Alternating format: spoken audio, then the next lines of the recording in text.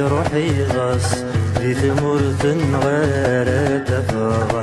نحملي